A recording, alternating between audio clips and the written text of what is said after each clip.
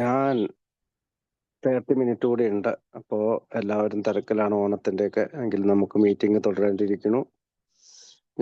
ഞാൻ രവീന്ദ്ര മദ്യപാന രോഗിയാണ്. ദൈവത്തിന്റെ കന്യാലയ എന്ന അത്ഭുത കൂട്ടായ്മയുടെ സഹായത്തിൽ ഇന്ന് ദിവസം മദ്യപിച്ചിട്ടുള്ള എൻ്റെ പേര് ഷിബു. അവർ ഗ്രേറ്റ് റെസ്പോൺസിബിലിറ്റി എന്ന പുസ്തകമാണ് നമ്മൾ അടുത്ത് നോക്കാൻ പോകുന്നത്. ഇത് നമ്മുടെ ഗ്രൂപ്പിലെ ഏറ്റവും അവസാനത്തെ ഒരു ബുക്ക് എന്ന രീതിയിൽ അവസാനത്തെ പുസ്തകമാണ്. ബാക്കി എല്ലാ ബുക്കുകളും തന്നെ നമ്മൾ ഏകദേശം കവർ ചെയ്ത് കഴിഞ്ഞു. ഇത് നമുക്കറിയാം. Our great responsibility a selection of Bill ഡബ്ല്യൂസ് general service conference talks 1951 to 1970. അതായത് എയുടെ സഹസ്ഥാപനായ ബിൽ ഡബ്ല്യു 1951 മുതൽ 1970 വരെ ജനറൽ സർവീസ് കോൺഫറൻസിൽ നടത്തിയ 16 പ്രസംഗങ്ങൾ ഒരുമിച്ച് സമാഹരിച്ചിരിക്കുന്ന ഒരു പുസ്തകമാണ്. ഞാൻ അതിന്റെ ഇംഗ്ലീഷ് ഭാഗം വായിച്ചിട്ട് മലയാളത്തിലേക്ക് പോകാം. Okay. Our great responsibility a selection of Bill ഡബ്ല്യൂസ് general service conference talks 1951-1970 gathers together 16 addresses given by AI's co-founder, made available in print from to readers everywhere for the first time. The talks in this volume culminate years of the research and transcription of recordings.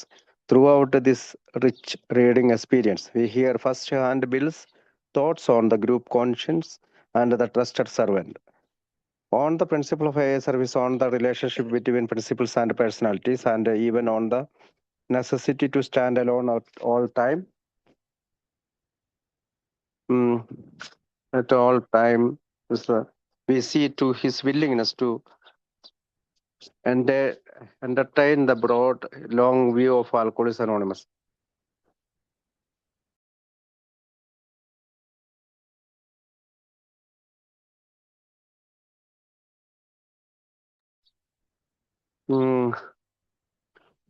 Throughout this rich reading experience, we hear first-hand Bill's thoughts on the group conscience and the trusted servant, on the principle of AA service, on the relationship between principles and personalities, and even on the necessity to stand alone all time. We see to his willingness to entertain the broad, long view of Alcoholics Anonymous, open to change and growth, as in his 1952 talk. The closing hours of this conference bring with them a deep and joyous realization, the realization that at last, we are surely on the high road that stretches straight out toward our future, toward we trust an everlasting sunrise. Complementing the text are more than 60 archival photographs and other images from the General Service Office archives, some never before published, as well as conscious history of the founding of AA's critically important General Service Conference, the vehicle for the annual group conscience. Collected here to our conference talks by Louis W. Bernard Smith and Dr. John Norris, non-alcoholic friends of AA, instrumental in the history and development of the fellowship. Both timeless and timely, our great responsibility captures Bill's innovative thinking on myriad AA themes. Offering readers around the world a window into how Alcoholics Anonymous moves forward in unity. അപ്പോൾ ആ പുസ്തകത്തിലെ ആദ്യത്തെ ഭാഗത്ത് ഒരു cover പേജിലായിട്ട് പറഞ്ഞിരിക്കുകയാണ് our great responsibility a selection of Bill ഡബ്ല്യൂസ് general service conference. അതായത് എയുടെ സഹസ്ഥാപനായ ബിൽ ഡബ്ല്യു 1951 മുതൽ 1970 വരെ ജനറൽ സർവീസ് കോൺഫറൻസിൽ നടത്തിയ 16 പ്രസംഗങ്ങൾ ഒരുമിച്ച് സമാഹരിച്ചിരിക്കുന്നു. വർഷങ്ങളോളം നീണ്ട ഗവേഷണത്തിന്റെയും ശബ്ദരേഖകളുടെ ട്രാൻസ്ക്രിപ്ഷന്റെയും ഫലമായി ഈ പ്രസംഗങ്ങൾ ആദ്യമായി അച്ചടി രൂപത്തിൽ എല്ലായിടത്തുമുള്ള വായനക്കാർക്ക് ലഭ്യമാക്കിയിരിക്കുന്നു. ഈ സമ്പന്നമായ വായനയിലുടനീളം ഗ്രൂപ്പ് കോൺഷ്യൻസിനെ കുറിച്ചും ട്രസ്റ്റഡ് സർവൻസിനെ കുറിച്ചും AA സർവീസിന്റെ തത്വങ്ങളെ കുറിച്ചും പ്രിൻസിപ്പിളിനും പേഴ്സണാലിറ്റിക്കും ഇടയിലുള്ള ബന്ധത്തെക്കുറിച്ചും, അതായത് വ്യക്തിത്വത്തിനും തത്വത്തിനും ഇടയിലുള്ള ബന്ധത്തെക്കുറിച്ചും, ചില സമയങ്ങളിൽ ഒറ്റയ്ക്ക് നിലകൊള്ളേണ്ടതിന്റെ ആവശ്യകതയെക്കുറിച്ചും ബില്ലിന്റെ ചിന്തകൾ നമുക്ക് നേരിട്ട് കേൾക്കാൻ കഴിയുന്നു. അതുപോലെ തന്നെ മാറ്റത്തിനും വളർച്ചയ്ക്കും തുറന്ന മനസ്സോടെ ആൽക്കഹോളിക്സ് അനോണിമസിനെ കുറിച്ച് ദീർഘവും വിശാലവുമായ കാഴ്ചപ്പാട് സ്വീകരിക്കാനുള്ള അദ്ദേഹത്തിന്റെ സന്നദ്ധതയും നാം കാണുന്നു. 1952 അദ്ദേഹം നടത്തിയ പ്രസംഗത്തിലെ ഈ വാക്കുകളിൽ നമുക്കത് കാണാം. ഈ കോൺഫറൻസ് അതിന്റെ അവസാന മണിക്കൂറുകൾ അവയോടൊപ്പം ആഴമേറിയതും സന്തോഷകരവുമായ ഒരു തിരിച്ചറിവ് കൊണ്ടുവരുന്നു. ഒടുവിൽ നമ്മുടെ ഭാവിയിലേക്കുള്ള നാം പ്രതീക്ഷിക്കുന്ന ഒരിക്കലും അവസാനിക്കാത്ത ഒരു സൂര്യോദയത്തിലേക്ക് നേരെ നീളുന്ന ഉയർന്ന പാതയിലൂടെയാണ് നാം സഞ്ചരിക്കുന്നതെന്ന തിരിച്ചറിവാണ് നമുക്ക് ലഭിച്ചത്. ഈ പാഠഭാഗത്തെ പൂരിപ്പിക്കുന്ന രീതിയിൽ ജനറൽ സർവീസ് ഓഫീസ് ആർക്കീവ്സിൽ നിന്നുള്ള 60-ലധികം ആർക്കീവൽ ഫോട്ടോഗ്രാഫ്സും മറ്റ് ചിത്രങ്ങളും ഈ പുസ്തകത്തിൽ ഉൾപ്പെടുത്തിയിട്ടുണ്ട്. അവയിൽ ചിലത് മുമ്പ് ഒരിക്കലും പ്രസിദ്ധീകരിച്ചിട്ടില്ലാത്തതാണ്. എയുടെ വാർഷിക ഗ്രൂപ്പ് കോൺഫറൻസിന്റെ വാഹനമായ അത്യന്തം പ്രധാനപ്പെട്ട ജനറൽ സർവീസ് കോൺഫറൻസ് എങ്ങനെ സ്ഥാപിതമായി എന്നതിന്റെ സംക്ഷിപ്ത ചരിത്രവും ഇതിൽ ഉൾപ്പെടുത്തിയിരിക്കുന്നു. ഇവിടെ Louis W, Bernard Smith, doctor John Norris എന്നിവർ നടത്തിയ കോൺഫറൻസിലെ പ്രസംഗങ്ങളും ശേഖരിച്ചിരിക്കുന്നു. ഇവർ എയുടെ നോൺ ആൽക്കോളിക് ഫ്രണ്ട്സ് ആയിരുന്നു. ഫെലോഷിപ്പിന്റെ ചരിത്രത്തിലും വികസനത്തിലും അവർ നിർണായക പങ്കുവഹിച്ചു. കാലാതീതവും അതേസമയം കാലികവുമായ അവർ ഗ്രേറ്റ് റെസ്പോൺസിബിലിറ്റി എയുടെ അനവധി വിഷയങ്ങളെക്കുറിച്ചുള്ള ബിൽ ഡബ്ല്യുവിന്റെ നവീനമായ ചിന്തകളെ ഉൾക്കൊള്ളുന്നു. ആൽക്കോളിക്സ് അനോണിമസ് എങ്ങനെ ഐക്യത്തിൽ മുന്നോട്ട് പോകുന്നു എന്നതിലേക്കുള്ള ഒരു ജനൽ ലോകമെമ്പാടുമുള്ള വായനക്കാർക്ക് ഈ ഗ്രന്ഥം തുറന്നു കൊടുക്കുന്നു. അത് പറഞ്ഞുകൊണ്ട് അടുത്ത ഭാഗം, our great responsibility, a selection of service conference talks 1951-1970 എന്നാണ് അടുത്ത പേജിൽ അത് പറഞ്ഞിരിക്കുന്നത്. പിന്നെ ആൽക്കോളിക്സ് അനോണിമസിന്റെ അപ്രൂവ്ഡ് ലിറ്ററേച്ചർ ആണത്. This is a general service conference approved literature എന്ന് അവിടെ കൊടുത്തിട്ടുണ്ട്. അടുത്ത ഭാഗം കണ്ടന്റ്സ് ആണ്, എന്തൊക്കെയാണ് ഉൾപ്പെടുത്തിയിരിക്കുന്നത്. ഏതായാലും ആദ്യ ഭാഗം പേജ് നമ്പർ 7-ലാണ്, ഹിസ്റ്ററിയാണ്. The road to the conference.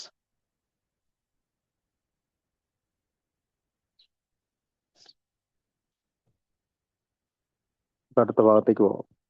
History, ചരിത്രം. Most of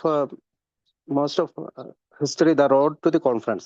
Most of my life in the past 15 or so years has been an effort to figure out, God knows with plenty of help, how this top function can be anchored to this moment, how to keep the cupola on the old AA barn so she just can't blow off. Bill W 1960 closing talk, General Service Conference. അപ്പോൾ bill W 1960 സമാപന പ്രസംഗമാണ് general service കോൺഫറൻസിന്റെ. കഴിഞ്ഞ 15ഓളം വർഷങ്ങളായി ദൈവം സാക്ഷി, ദൈവത്തിന്റെ ധാരാളം സഹായത്തോടെ ഈ വളരെ മുകളിലുള്ള ഈ പ്രവർത്തനങ്ങൾ ഈ പ്രസ്ഥാനത്തിൽ എങ്ങനെ ഉറപ്പിച്ചു നടത്താൻ കഴിയും, പഴയ കെട്ടിടത്തിന്റെ മുകളിലെ കപ്പേള അതിന്റെ സ്ഥാനത്ത് എങ്ങനെ നിലനിർത്താം, അതിനാൽ അത് ഒരിക്കലും ഊതി കൊണ്ടുപോകാൻ കഴിയാത്ത വിധം എങ്ങനെ ചെയ്യാം എന്നത് മനസ്സിലാക്കാനുള്ള ശ്രമമായിരുന്നു എൻ്റെ ജീവിതത്തിന്റെ വലിയൊരു ഭാഗം തന്നെ. ബിൽ ഡബ്ല്യു 1960 സമാപന പ്രസംഗം, ജനറൽ സർവീസ് കോൺഫറൻസ്. അടുത്ത paragraph. aside from articulating AI's told traditions forged out of sometimes difficult experience, nothing Bill W did during the 1940s showed his profound understanding of the needs of Alcoholics Anonymous more than his single-minded crusade to create the General Service Conference.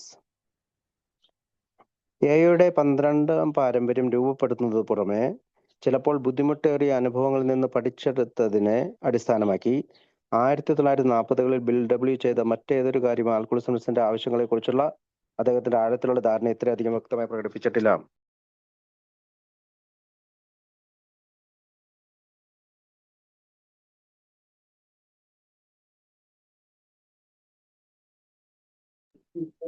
Yeah. Why you say that?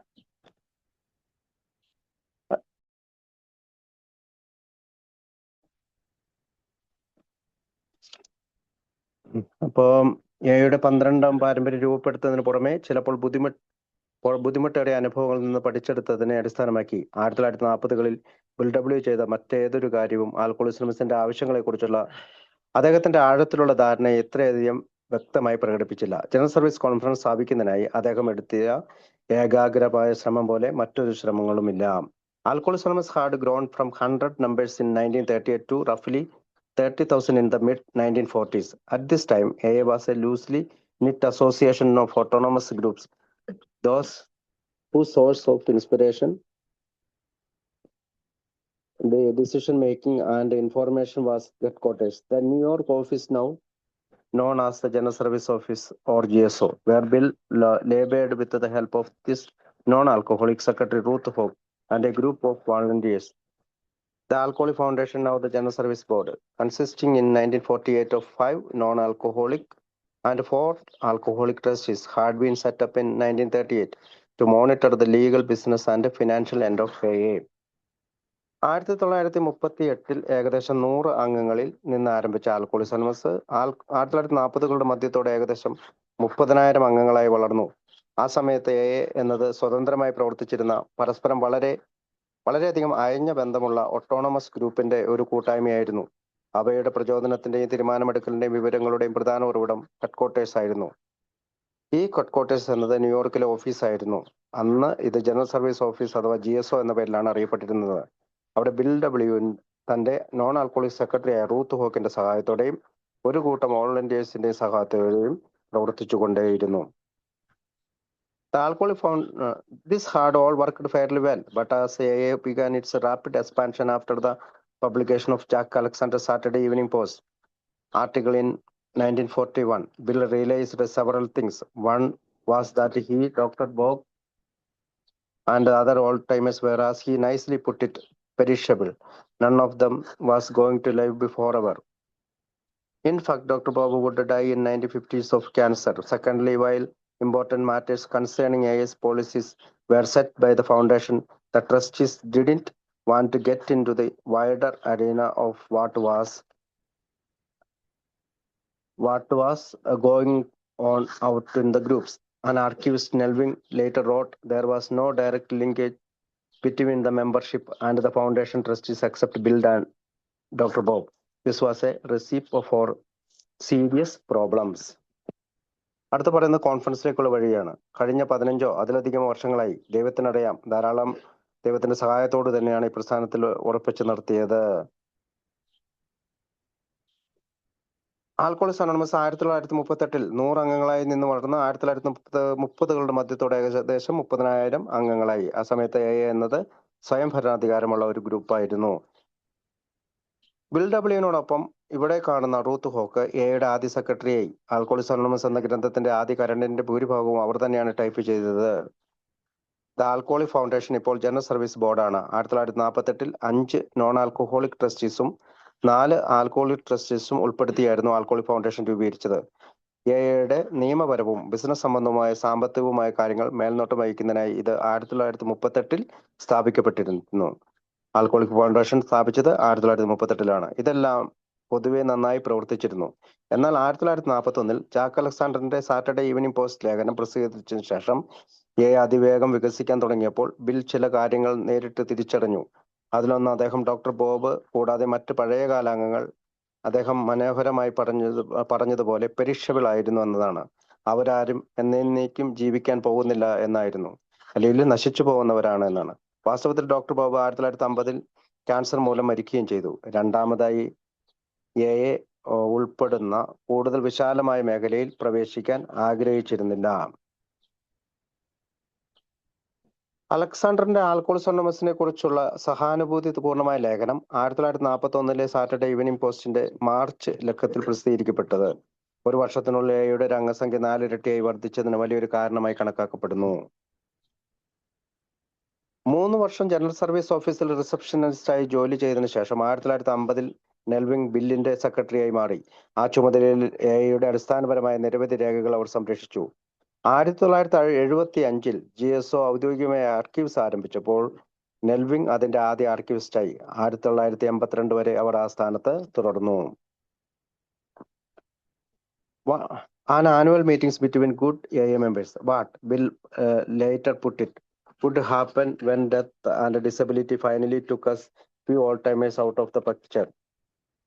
Where would that leave the trustees and headquarters? A single blunder on their part might cause a failure of conference that could not be repaired. It was evident that here was a worldwide movement that had no direct access to its principal service affairs. Ultimately, Bill understood the authority of AA needed to come from AA itself. The question was how best to arrange this.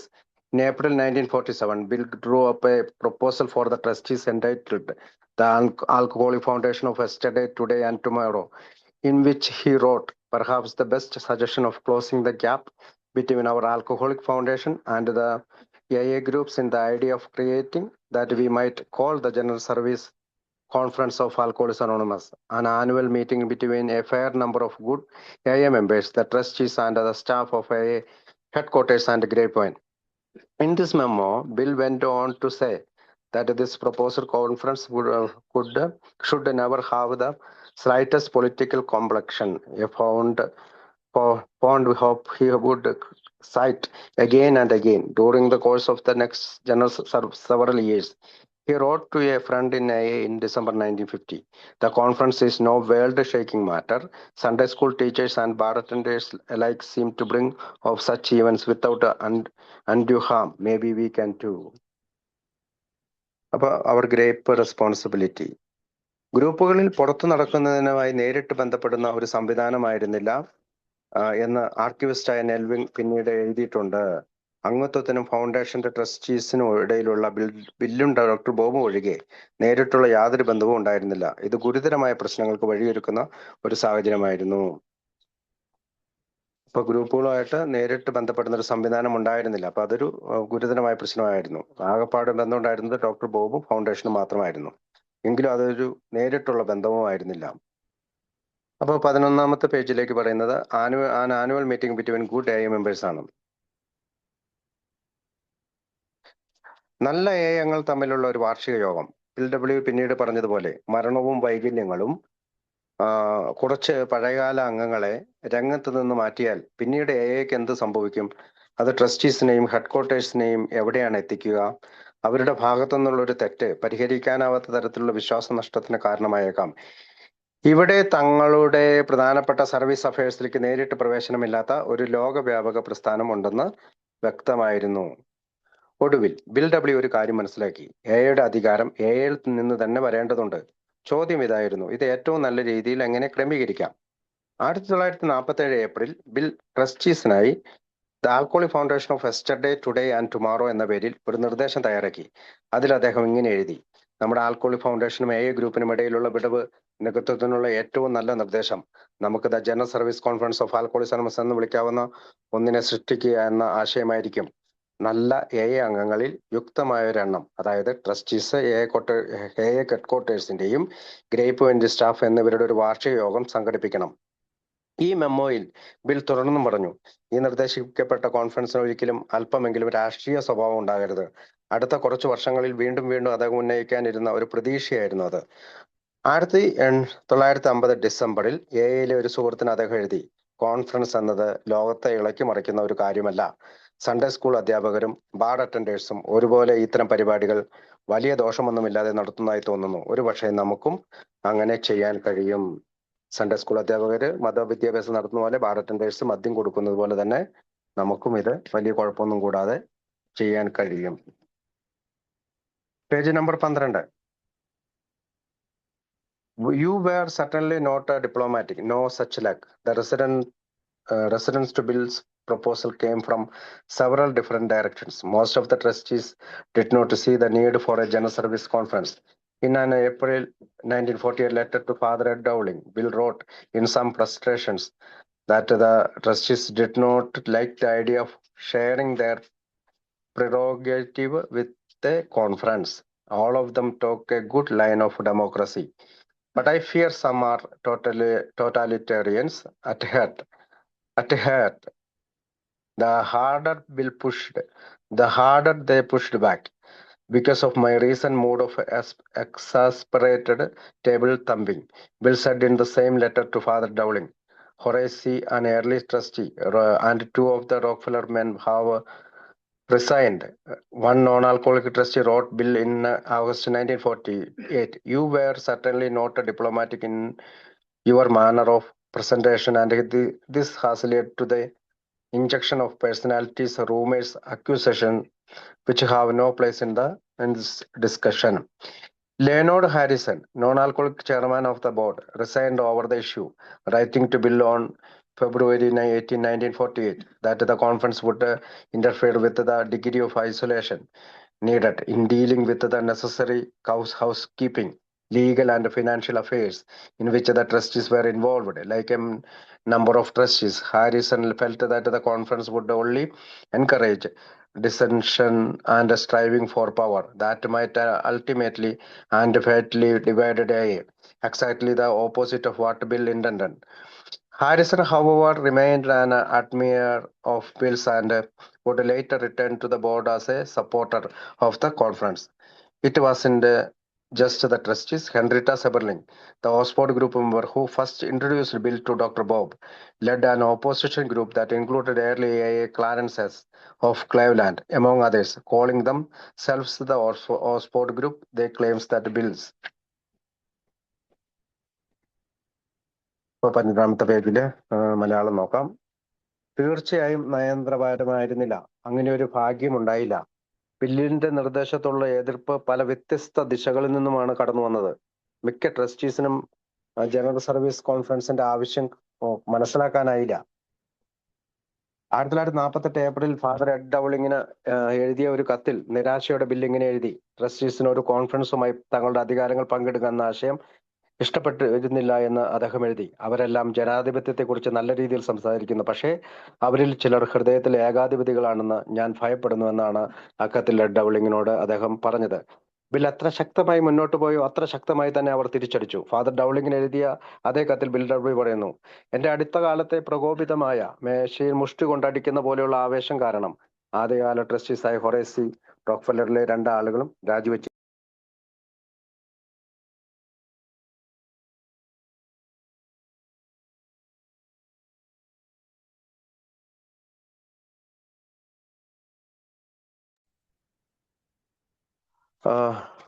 Father ഡൗളിങ്ങിന് എഴുതിയ അതേ കത്തിൽ bill പറഞ്ഞു: എന്റെ അടുത്ത കാലത്തെ പ്രകോപിതമായ മേശയിൽ, അതായത് പ്രകോപിതമായിട്ട് ദേഷ്യപ്പെട്ട് മേശയിൽ മുഷ്ടി കൊണ്ടടിക്കുന്നത് പോലെ ഒരു ആവേശം കാരണം ആദ്യകാല ട്രസ്റ്റിയായ ഹൊറേസിയും റോക്ക്ഫെല്ലറിലെ മറ്റ് 2 ആളുകളും രാജിവെച്ചിരിക്കുന്നു.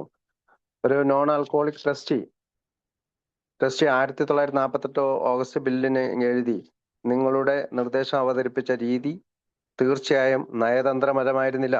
അതിന്റെ ഫലമായി പേഴ്സണാലിറ്റീസ്, റൂമേഴ്സ്, അക്യൂസേഷൻ എന്നിവ ഈ ചർച്ചയിൽ കടന്നു വന്നു. അവയ്ക്ക് ഈ ചർച്ചയിൽ യാതൊരു സ്ഥാനവുമില്ലായിരുന്നു. ബോർഡിന്റെ നോൺ ആൽക്കോളിക് ചെയർമാൻ ആയ ലിയോനാർഡ് ഹാരിസൺ ഈ വിഷയത്തെ ചൊല്ലി രാജിവെച്ചു. 1948 ഫെബ്രുവരി 18 ബില്ലിന് എഴുതിയ കത്തിൽ ട്രസ്റ്റീസ് കൈകാര്യം ചെയ്തുകൊണ്ടിരുന്ന ആവശ്യമായ ഹൗസ് കീപ്പിംഗ്, ലീഗൽ, ഫിനാൻഷ്യൽ അഫയേഴ്സിനെ നേരിടുന്നതിന് ആവശ്യമായ ഐസൊലേഷനിൽ കോൺഫറൻസ് ഇടപെടുമെന്ന് അദ്ദേഹം ബിൽ ഡബ്ല്യുവിനെ എഴുതി അറിയിച്ചു. പല ട്രസ്റ്റീസിനെയും പോലെ ഹാരിസണും കോൺഫറൻസിൽ ഭിന്നതയും അധികാരത്തിനായുള്ള പോരാട്ടവും മാത്രമേ പ്രോത്സാഹിപ്പിക്കുകയുള്ളൂ എന്നും അതോടുകൂടി AA മാരകമായി വിഭജിച്ചേക്കാമെന്നും കരുതുകയും ഭയപ്പെടുകയും ചെയ്തു. ഇത് ബില്ല് ഉദ്ദേശിച്ചതിന്റെ തികച്ചും വിപരീതമായിരുന്നു. എന്നിരുന്നാലും ഹാരിസൺ ബില്ലിന്റെ ആരാധകനായി തുടർന്നു. പിന്നീട് കോൺഫറൻസിന്റെ പിന്തുണക്കാരനായി ബോർഡിലേക്ക് തിരിച്ചു വരികയും ചെയ്തു. എതിർപ്പ് ട്രസ്റ്റീസിൽ മാത്രം നിന്നില്ല. ഹെൻറിറ്റ സെബർലിംഗ് പിന്നീട് ബില്ലിനെ ഡോക്ടർ ബോബിന് ആദ്യമായി പരിചയപ്പെടുത്തിയ ഓക്സ്ഫോർഡ് ഗ്രൂപ്പ് അംഗം, ക്ലേവ്ലാൻഡിലെ ആദ്യകാല AA അംഗമായ ക്ലാരൻസസ് എന്നിവരെ ഉൾപ്പെടുത്തിക്കൊണ്ട് ഒരു എതിർപ്പ് സംഘത്തിന് നേതൃത്വം നൽകി. അവർ സ്വയം ഓക്സ്ഫോർഡ് ഗ്രൂപ്പ് എന്നതിനെ വിളിച്ചു. 13-ാമത്തെ പേജില് believing that the conference would ultimately lead to fatal divisions with AA Leonard Harrison resigned as chair of the Alcoholic Foundation board over the issue. He would later return to the board as a supporter of the conference. 13-ാമത്തെ page പറയുന്നത് കോൺഫറൻസിന്റെ ഒടുവിൽ AAക്കുള്ളിൽ മാരകമായ വിഭജനങ്ങളിലേക്ക് നയിക്കുമെന്ന് വിശ്വസിച്ചുകൊണ്ട് Leonard Harrison ഈ വിഷയത്തെ ചൊല്ലി ആൽക്കോളിക് ഫൗണ്ടേഷൻ ബോർഡിന്റെ ചെയർമാൻ സ്ഥാനത്ത് നിന്ന് രാജിവെച്ചു. പിന്നീട് അദ്ദേഹം കോൺഫറൻസിന്റെ പിന്തുണക്കാരനായി ബോർഡിലേക്ക് തിരിച്ചെത്തി. അടുത്ത 14-ാമത്തെ പേജിൽ കാണിച്ചിരിക്കുന്ന ഹെൻറിറ്റ സെബർലിംഗിന്റെ പടമാണ്. അതിനകത്ത് പറയുന്നത് Henrietta Seiberling, the Oxford group members who introduced Bill to doctor Bob led an Ohio contingent that opposed the conference, calling themselves the Oxford Group. They believed the conference to be a cover-up or an attempt to consolidate AA power in New York. അപ്പോൾ bill ഡബ്ല്യുവിന് Henrietta സെബർലിംഗിന്റെ എതിർപ്പ് എങ്ങനെയായിരുന്നു? ബില്ലിനെ doctor ബോബിന് പരിചയപ്പെടുത്തിയ Oxford group അംഗമായ Henrietta സെബർലിംഗ് കോൺഫറൻസിനെ എതിർത്ത ഒഹായോയിലെ ഒരു സംഘത്തിന് നേതൃത്വം നൽകിക്കൊണ്ടിരുന്നു. അവർ സ്വയം ഓക്സ്ഫോർഡ് ഗ്രൂപ്പ് എന്ന് വിളിച്ചു. കോൺഫറൻസ് എന്നത് എയുടെ അധികാരം ന്യൂയോർക്കിൽ കേന്ദ്രീകരിക്കാനുള്ള ഒരു ശ്രമത്തെ മറച്ചുവെക്കാനുള്ള ഒരു മറവാണെന്നാണ് അവർ വിശ്വസിച്ചിരുന്നത്. അടുത്ത പേജ് 15ാമത്തെ page. Conference idea was a cover up for a power grab to concentrate revenue and authority in New York. There should be no need Sberling wrote for schemes of elections of delegates to advise trustees how to divide money, dispense largesse, make new principles, etc. And no need to receive debatable legacies. Clarence, who had always had a somewhat adversarial relationship with the bill, wrote to Sberling that the Ohio old-timers were 100% against any kind of organization or control and resent any interference of authority vested in New York. Bill has pulled his schemes on a lot of groups, but he is out of his head trying to do so here. Conference എന്ന ആശയം എയുടെ അധികാരവും വരുമാനവും ന്യൂയോർക്കിൽ കേന്ദ്രീകരിക്കാനുള്ള ഒരു അധികാരപിടുത്തത്തെ അങ്ങനെയുള്ള ഒരു ശ്രമത്തെ മറച്ചു വെക്കാനുള്ള ഒരു മറയായിരുന്നു എന്ന് അവർ കരുതി. സബർലിംഗ് ഇങ്ങനെ എഴുതി: ട്രസ്റ്റീസിനെ ഉപദേശിക്കാൻ ഡെലിഗേറ്റിനെ തിരഞ്ഞെടുക്കുന്ന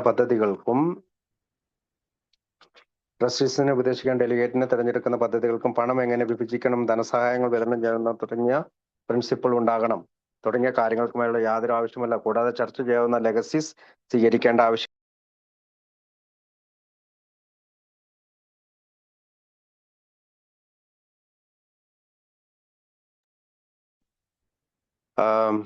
ട്രസ്റ്റീസിനെ ഉപദേശിക്കാൻ ഡെലിഗേറ്റിനെ തിരഞ്ഞെടുക്കുന്ന പദ്ധതികൾക്കും പണം എങ്ങനെ വിഭജിക്കണം, ധനസഹായങ്ങൾ എങ്ങനെ വിതരണം ചെയ്യണം, പുതിയ പ്രിൻസിപ്പൽ തത്വങ്ങൾ എങ്ങനെ ഉണ്ടാക്കണം തുടങ്ങിയ കാര്യങ്ങൾക്കുമായുള്ള യാതൊരു ആവശ്യവുമില്ല.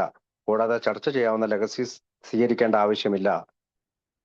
ബില്ലിനോട് എല്ലായ്പ്പോഴും കുറച്ചൊക്കെ എതിർപ്പുള്ള ബന്ധം പുലർത്തിയിരുന്ന ക്ലാരൻസ് സിബർലിംഗിന് ഇങ്ങനെ എഴുതി: ഒഹായോയിലെ പഴയകാല അംഗങ്ങൾ ഏത് തരത്തിലുള്ള ഓർഗനൈസേഷനും കൺട്രോളിനും 100% എതിരാണ്. ന്യൂയോർക്കിന് അധികാരം നിക്ഷിപ്തമാണെന്ന യാതൊരു സൂചനയും അവർ എതിർക്കുന്നു. ബിൽ തന്റെ പദ്ധതികൾ പല ഗ്രൂപ്പുകളിലും അടിച്ചേൽപ്പിച്ചിട്ടുണ്ട്. എന്നാൽ ഇവിടെ അത് ചെയ്യാൻ ശ്രമിക്കുന്നത് അദ്ദേഹത്തിന്റെ വിവേകം നഷ്ടപ്പെട്ടതുപോലെയാണ്. അടുത്ത ഭാഗം 15ാമത്തെ പേജിൽ തന്നെ: your presence and influence are badly needed. നിങ്ങളുടെ സാന്നിധ്യവും സ്വാധീനവും വളരെ ആവശ്യമാണ്. Some of the most stubborn resistance, perhaps surprisingly, came from AI's co-founder, Dr. Bob. Bill's adamant insistence on the conference and the controversy this was stirring up among the trustees caused Bob to protest to Bill in May 1948. I am just as interested in AA as you are, but I am not 100% sure as to the wisest course to follow and the wisest ultimate setup. Perhaps easy does it. It is the best course to follow. Keep your shirt on for a bit and remember that whatever happens, we love you a lot. Smithy. This found note of rebuff did not deter Bill for long. In the summer of 1948, he wrote to Bob, most of the alcoholics on the board are due to get off at the year end, but they will probably try to nominate as their successors people who think as they do, unless, of course, the groups set up loud cries for a conference or you, and I insist something be done. It was shortly after this letter from Bill that Bob found out that he had cancer. He soon underwent several operations that sapped his strength, even as he was being pushed by both pro and anti-conference advocates. അപ്പോൾ doctor ബോബിനോട് പറയുന്നതാണ്, നിങ്ങളുടെ സാന്നിധ്യവും സ്വാധീനവും വളരെ ആവശ്യമാണ്. ഒരുപക്ഷെ അതിശയകരമായി ഏറ്റവും കൂടുതൽ കടുത്ത എതിർപ്പുകളിൽ ചിലത് എയുടെ സഹസ്ഥാപനായ ഡോക്ടർ ബോബിൽ നിന്ന് തന്നെയാണ് വന്നത്. കോൺഫറൻസിനെ കുറിച്ചുള്ള ബില്ലിന്റെ ഉറച്ച നിലപാടും അത് ട്രസ്റ്റികൾക്കിടയിൽ സൃഷ്ടിച്ചുകൊണ്ടിരിക്കുന്ന വിവാദവും കാരണം 1948 മെയിൽ ഡോക്ടർ ബോബ് ബിൽ ഡബ്ല്യുവിനോട് പ്രതിഷേധിച്ചു. നിങ്ങളെപ്പോലെ തന്നെ എനിക്കും എയിൽ വളരെ താല്പര്യമുണ്ട്. എന്നാൽ പിന്തുടരേണ്ട ഏറ്റവും വിവേകപൂർണമായ മാർഗം എന്താണെന്നും ഒടുവിൽ ഏറ്റവും വിവേകപൂർണമായ സംവിധാനം എന്തായിരിക്കണമെന്നും എനിക്ക് 100% ഉറപ്പില്ല. ഒരുപക്ഷെ ഈസി ഡെസിറ്റ് ആയിരിക്കാം പിന്തുടരാനുള്ള ഏറ്റവും നല്ല മാർഗം. കുറച്ചു സമയം ശാന്തനായിരിക്കുക. എന്ത് സംഭവിച്ചാലും ഞങ്ങൾ നിങ്ങളെ വളരെ സ്നേഹിക്കുന്നു എന്നത് നിങ്ങൾ ഓർക്കണം. ഡോക്ടർ എന്ന് പറഞ്ഞുകൊണ്ട് അദ്ദേഹം ഒരു കത്ത് എഴുതുന്നുണ്ട്. സ്മിത്തി എന്ന് പറഞ്ഞുകൊണ്ടാണ്, സ്മിത്ത് എന്നാണ് ഡോക്ടർ ബോബ് സ്മിത്തിന്റെ, സ്മിത്തി എന്ന് പറഞ്ഞുകൊണ്ട് കത്ത് എഴുതുന്നു. സ്നേഹപൂർവമായ ഈ എതിർപ്പ് ബില്ലിനെ അധികകാലം പിന്തിരിപ്പിച്ചില്ല. 1948 വേനൽക്കാലത്ത് അദ്ദേഹം ബോബിനെ വീണ്ടും എഴുതി.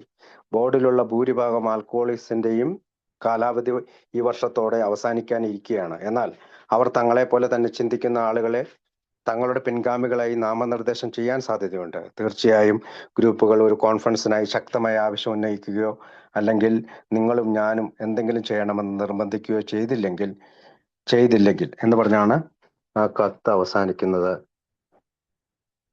ബില്ലിന്റെ ഈ കത്ത് ബോബിന് ലഭിച്ചതിന് അധികം താമസിയാതെ തന്നെ ക്യാൻസർ രോഗമുണ്ടെന്ന് ബോബ് തിരിച്ചറിഞ്ഞു. അദ്ദേഹം ഉടൻ തന്നെ പല ശസ്ത്രക്രിയകൾക്കായി വിധേയമായി. അതോടെ അദ്ദേഹത്തിന്റെ ശക്തി ക്ഷയിച്ചു. അതേസമയം കോൺഫറൻസിനെ അനുകൂലിക്കുന്നവരും എതിർക്കുന്നവരും അദ്ദേഹത്തിന് മേൽ സമ്മർദ്ദം ചെലുത്തിക്കൊണ്ടേയിരുന്നു. അടുത്തത് ഭാഗം 15, പേജ് 16 ആണ്. അതൊരു ചിത്രമാണ് കൊടുത്തിരിക്കുന്നത്. First international conference alcoholics anonymous on the occasion of the 15th anniversary programme July 29 Saturday 2 PM music hall the conference meeting എന്നൊക്കെ പറഞ്ഞുകൊണ്ടുള്ളൊരു ഇതാണ്. 6:35 AM central hall, rainbow room and ball room. July 30 Sunday 10:30 AM Cleveland hall, hotel, ballroom. The spiritual significance of a symposium conducted by outstanding AA members. 2 PM Cleveland Auditorium, the big meeting. The two speakers only Dr. Bob and Bill W. Dr. Bob and Bill. Registration at $150 per person may be made at any time during the conference at any time the meetings listed above or at headquarters or shown on the back cover. At any of these places, your registration card can and should be exchanged for an official label button, which will be your entry at all sessions. Program from the first international conference program in 1950, which featured both Dr. Bob and Bill W. speakers. ഇപ്പോൾ 16-ാമത്തെ പേജിൽ പറഞ്ഞിരിക്കുന്നത്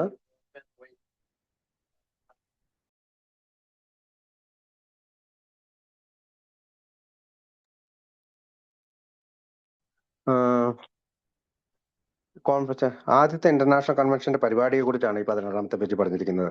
alcoholics anonymous first international convention Cleveland Ohio July 29.